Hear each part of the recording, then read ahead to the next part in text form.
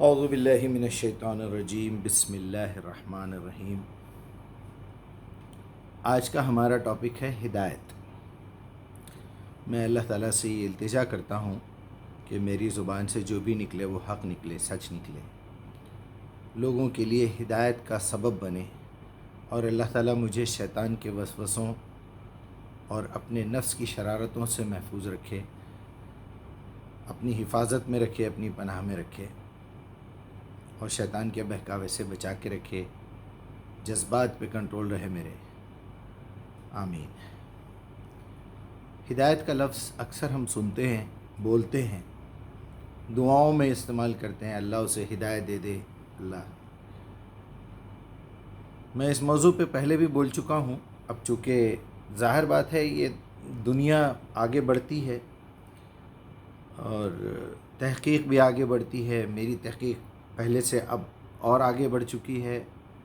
آپ سب سے بھی یہی گزارش ہے کہ جو علم آپ کو اس سوشل میڈیا کے ذریعے سے، موبائل کے ذریعے سے مل رہا ہے، اس کو آگے تک پہنچائیے اور اس پہ عمل بھی کیجیے خود بھی۔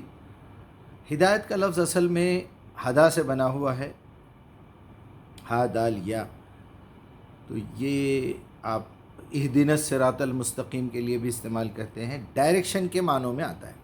اہدنا، مجھے ڈائریکشن بتائیے، مجھے ڈائریکشن دیجیے، مجھے کوئی راستہ دکھائیے کہ بھائی آپ کو ادھر سے جانا ٹھیک رہے گا۔ 4 راستے ہیں، وہاں آپ کو جس راستے پہ جانے سے آپ کو منزل ملے گی، یا آپ پوچھتے ہیں اگر کسی سے راستہ دکھائیے تو کوئی آپ کو راستہ دکھاتا ہے۔ چنانچہ اللہ تعالیٰ نے بھی یہی انتظام کیا کہ قرآن میں سب سے پہلے صفحے پہ سورہ فاتحہ رکھ دیا، اور اس میں یہ آپ کی زبان سے ڈیلی 17 مرتبہ سوال کروا رہے ہیں اللہ سبحانہ و تعالیٰ، اہدنا الصراط المستقیم۔ اب یہ ہے کہ ڈائریکٹ اس طرح منہ اٹھا کے مت بولا کرو، پہلے تم سمجھو کہ تم کیا ہو۔ تم ایک مخلوق ہو، نطفے کا کیڑا ہو، اس سے میں نے تم کو ایک جیتا جاگتا انسان بنایا، پھر تمہارا ایک خالق ہوں میں، اور میں اکیلا ہوں، میرا کوئی شریک نہیں۔ الحمد للہ رب العالمین، تمام عالمین کا پالنے والا ہے وہ۔ تعریف اگر ہو سکتی ہے تو صرف اسی کی ہے۔ اچھا، پھر اس کی صفت کیا ہے؟ رحمان اور رحیم ہے۔ اور جو سب سے بڑی بات ہے وہ یہ ہے کہ یہ زندگی ایسی کھیل تماشے کے لیے نہیں ہے، بلکہ قیامت کے دن اٹھا کے پوچھنے والا ہے، مالک یوم الدین ہے وہ، کیا کر کے آئے تم زندگی میں۔ اب ایاک نعبد و ایاک نستعین، ہم تیری ہی عبادت میں داخل ہو گئے ہیں، اپنے آپ کو مسلمان سمجھ رہے ہیں۔ اب پہلے تو پیدا ہو گئے تھے خالی، یا پھر میں پہلے غیر مسلموں میں تھا، مسلمانوں میں ٹرانسفر ہو گیا ہوں، قبول کر لیا ہے میں نے، آپ کی غلامی قبول کر لی ہے کہ میں آج سے آپ کا غلام ہوں، میں آپ کو مان چکا ہوں کہ اس کائنات کے رب آپ ہی ہیں، لہٰذا اب مجھے بتائیے کہ میں عبادت کیسے کروں۔ اہدنا صراط المستقیم، اب مجھے استقامت والے سیدھے راستے کی طرف ہدایت دیجیے۔ ایاک نعبد و ایاک نستعین، ہم تیری ہی عبادت کر رہے ہیں، کرنا چاہتے ہیں آگے بھی، اسی سبجیکٹ پہ ہماری مدد کیجیے۔ نستعین کے معنی بھیک مانگنا نہیں ہے۔ اہدنا صراط المستقیم، اب یہاں بھی ہدایت کا لفظ آ گیا۔ اب کوئی مہدی علیہ السلام آئیں گے اور یہ ہوگا اور وہ ہوگا، یہ سب بیکار کی باتیں ہیں۔ یہودیوں کی ایک بہت پرانی روایت تھی وہ زمانے میں یہ بات کام کی تھی۔ ان کو پہلے سے یہ بتایا جاتا تھا ان کی کتابوں میں کہ ایک آخری زمانے میں ایک مہدی آئیں گے، وہ محمد الرسول اللہ کی بات ہو رہی تھی۔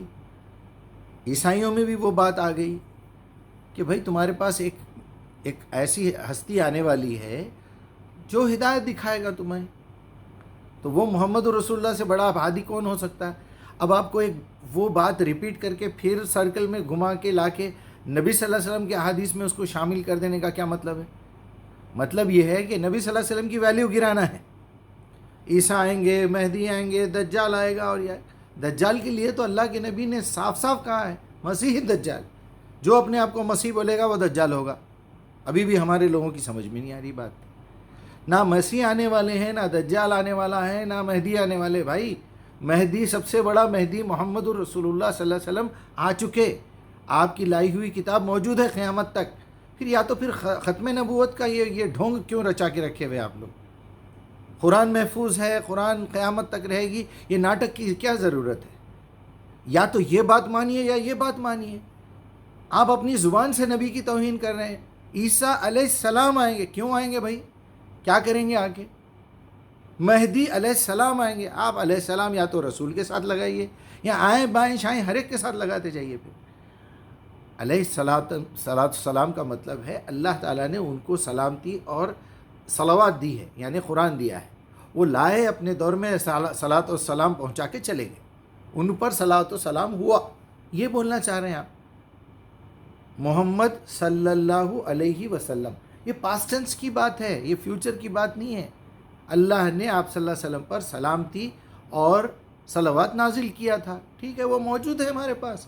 یا ایھا الذین آمنوا صلو، تم بھی اس سے فائدہ اٹھاؤ۔ آپ معنی بدل دے رہے ہیں، آپ یہ کر دے رہے ہیں۔ چلیے، ہدایت کا مطلب ہے ڈائریکشن۔ یہاں میں ایک نقطہ بتاتے ہوئے اپنی بات کو ختم کروں گا، وہ یہ ہے کہ ہم اکثر کسی کو بھی اٹھا کے بول دیتے کہ اللہ ان کو ہدایت دے، اللہ سارے مسلمانوں کو راہ راست دکھا دے، اللہ سارے مسلمانوں کو سیدھے راستے پہ لا دے۔ اللہ بھائی، یہ آپ کو دیے سو ڈیوٹی ہے، یہ آپ زبردستی اللہ تعالیٰ کو بول دے رہے ہیں۔ آپ کو جو پہلے ڈیوٹی دی گئی ہے وہ کریے۔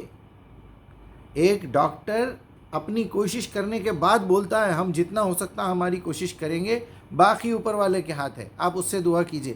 یہاں تک ہمارا کام تھا، ہم کر چکے۔ اس کے بعد آپ جو ہے بنا شادی کیے، بنا کسی عورت سے تعلقات پیدا کرے کہ آپ اولاد کی دعا کر رہے ہیں۔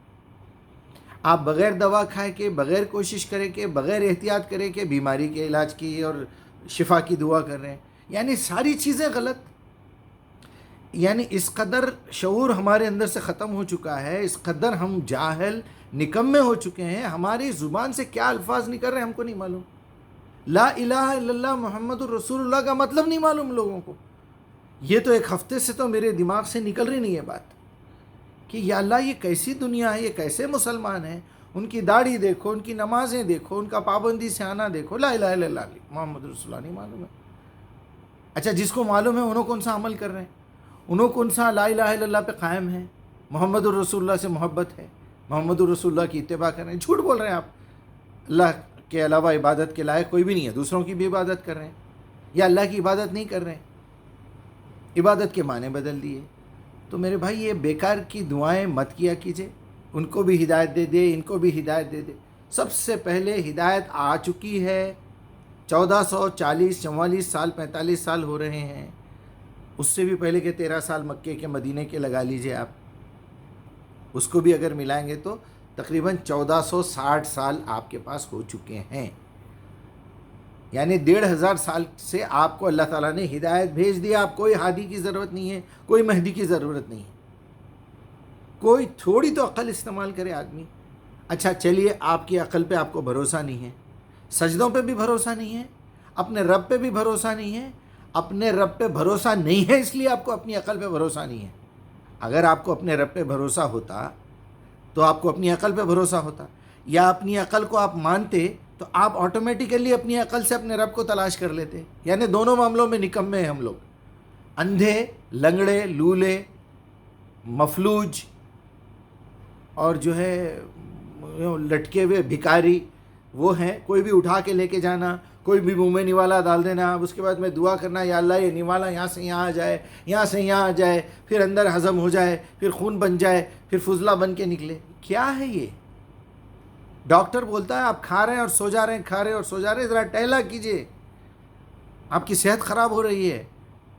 پہلے تو محنت کر کے کما کے لانا، اس کو بنانا، صاف ستھرا رکھنا، کھانا، اس کی ویلیڈیٹی کے اندر کھانا، پھر وہ کھا کے ہضم کرنا، اس میں سے پسینہ الگ کرنا، یہ الگ کرنا، یہ الگ کرنا، تو صحت اچھی رہتی۔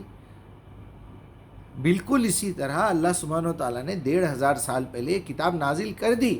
اب اس کو پڑھنا، سمجھنا، یہ ہدایت لے جا کے لوگوں کے کانوں، آنکھوں اور دماغ، آواز کے ذریعے سے کانوں تک، دکھا کے ویڈیو سے آنکھوں سے، ویڈیو کے ذریعے سے بتا دینا، اور ترجمہ سنا کے ان کے برین میں گھسانے کی کوشش کرنا۔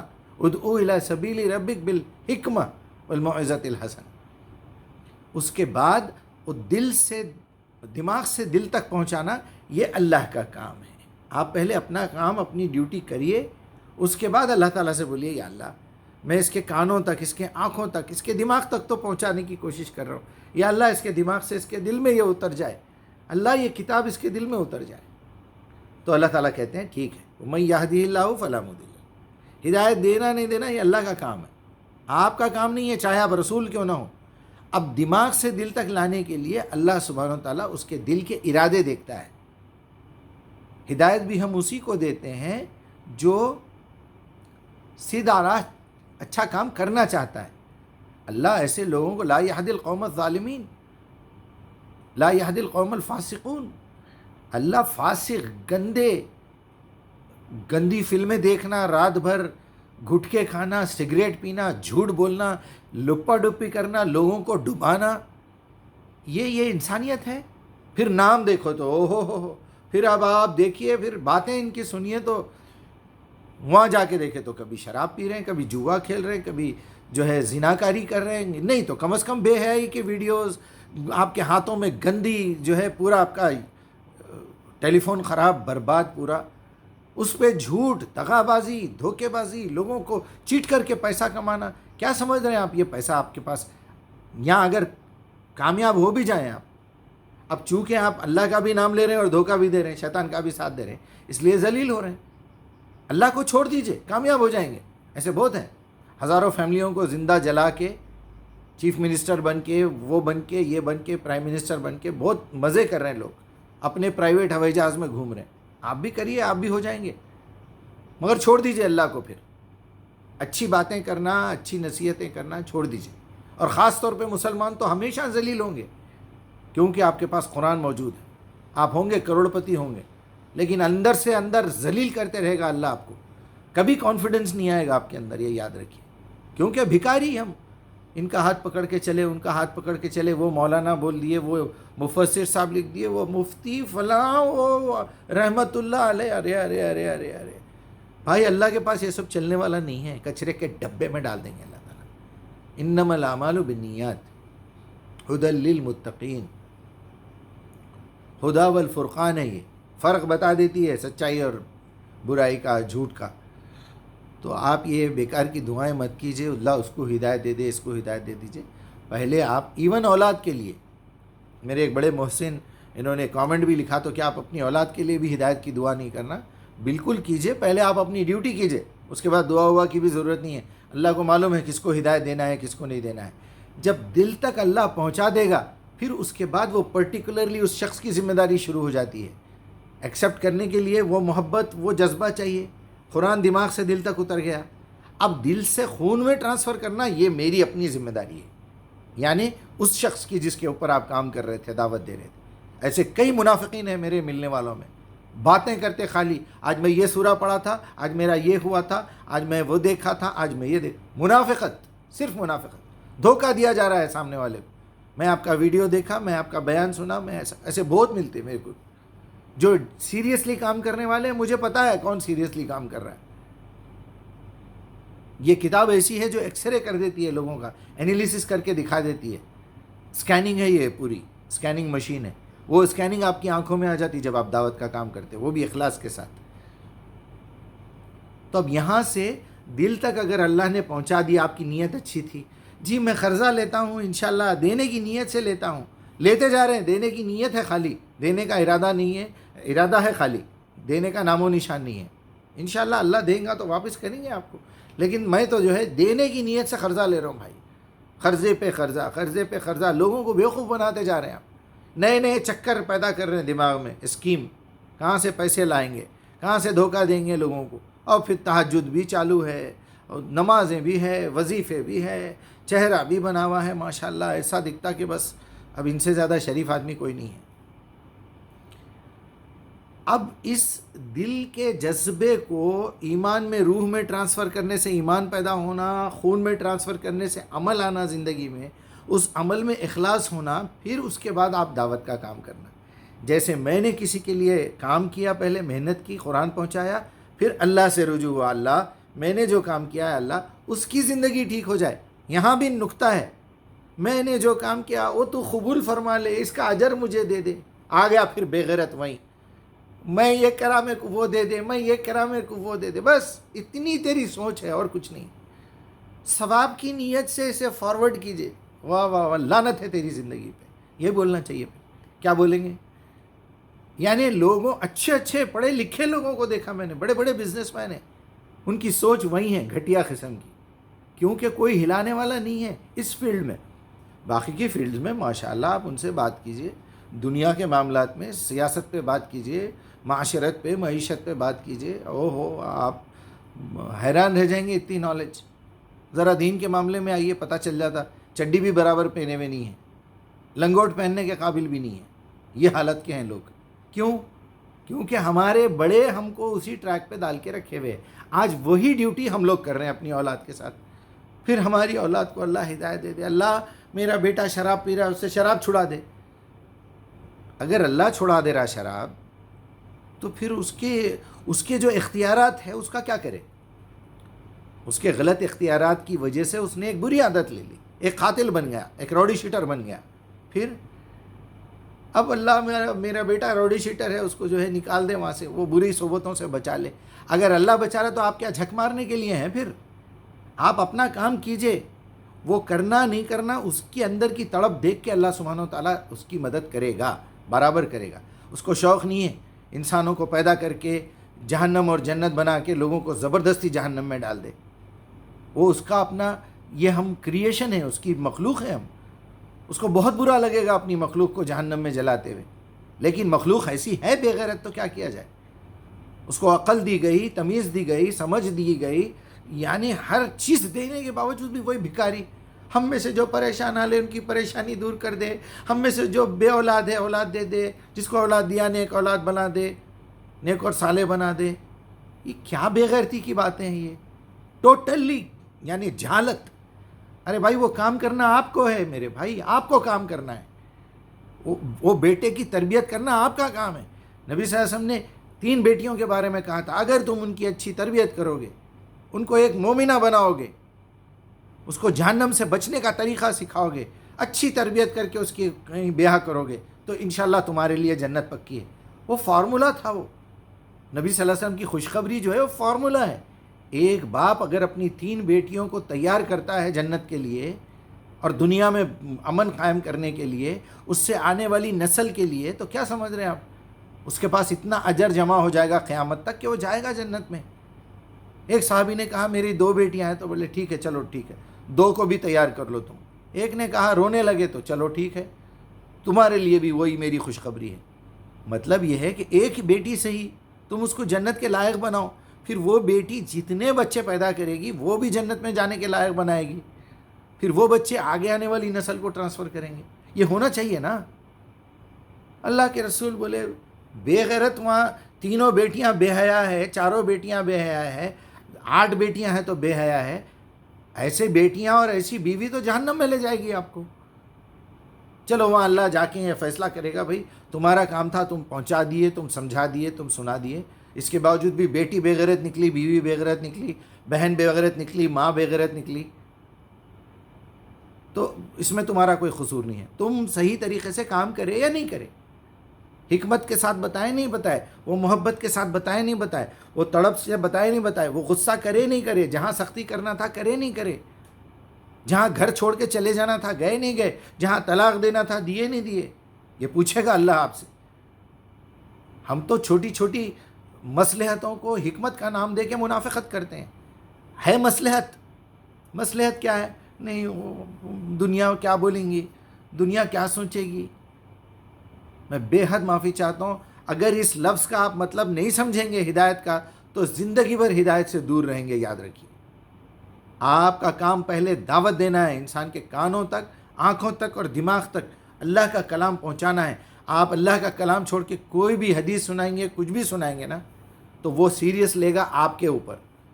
ایک صاحب جو ہے یہاں رکعت باندھ رہے تھے، تو دوسرے صاحب آ کے ہٹا کے ایسا بتا کے جا رہے ہیں اس کو. ارے انہیں نماز میں کھڑے ہو گیا، بھائی انہیں مسلمان نہیں ہیں، آپ اس کو مسلمان کیوں سمجھ رہے ہیں؟ انہیں مسلمان مومن اس وقت ہوتا جب پوری قرآن کو سمجھتا. آپ غلط فہمی میں ہیں.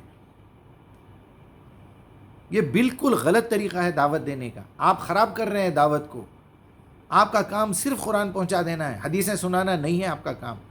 حدیثوں سے معاشرہ خراب ہوتا ہے، حدیثوں سے فساد پیدا ہوتا ہے. اللہ معاف کرے بھائی، اللہ معاف کرے. السلام علیکم.